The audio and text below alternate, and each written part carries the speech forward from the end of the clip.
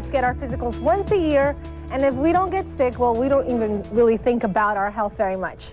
And that, you know what, that could be very bad for our health. So to help us be more aware is wellness expert Liz Neporent. How are you, Liz?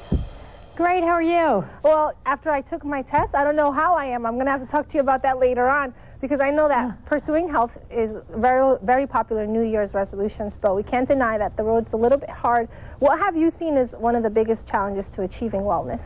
Well, first of all, I'm really looking forward to your confession, but let me just start by saying that I think in terms of wellness, it's understanding what wellness means. And for me, it's really the perfect package or the perfect balance of three things. It's eating well, it's filling in those nutritional gaps with vitamins and other supplements, and of course, physical activity. And then your other lifestyle habits like sleep, like drinking enough water, like reducing your stress, things like that. The wellness scorecard that you're referring to, you can get at lifesupplemented.org. You go on, and as you know, Astrid, you take, a 5 to 7 minute test, and it tells you everything you need to know about those pillars of health and all of your other lifestyle habits, and then you can kind of see where your gaps are. And now I have to know where you were. Okay. How did you wind up? Were you an oh well? It says want to be well. Okay, you know what? That's okay. So you can be an oh well, a want to be well, you can be an alpha well, anywhere in between. Most people who take the test are a want to be well, and that's okay, because what that tells you is your starting point. And so now you have a basis to know what you're doing wrong or where you have opportunities for improvement, and you can pick one or two things, and then you can build on those, simple things as a way to make a successful wellness program. So you've learned something, and that's great. That's a great start. Speaking of starting points, do you think that this is our first step to achieving better health, to evaluate our situation and then take action? Yeah, I think educate, evaluate, have a plan. I think that's the way I look at it. So once you get educated and you know what it is you're looking for in wellness, you definitely need to evaluate your starting point, and then you need to make a plan of how you're going to achieve the goals you'd like to achieve. I think most people just sort of toss out a goal without putting a lot of thought into it, and that's not the best idea, and you're usually doomed to failure if you're not really putting some thought into it. Okay, I was reading some of your article, and it says that there are 4 levels of wellness.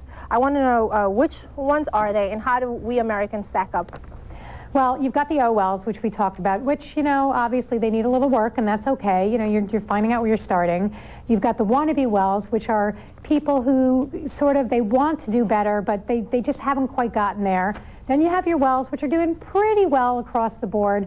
And then you have your superior alpha wells, which I have to admit, I took the questionnaire. I was an alpha well. I'm not bragging, but I turned out pretty well.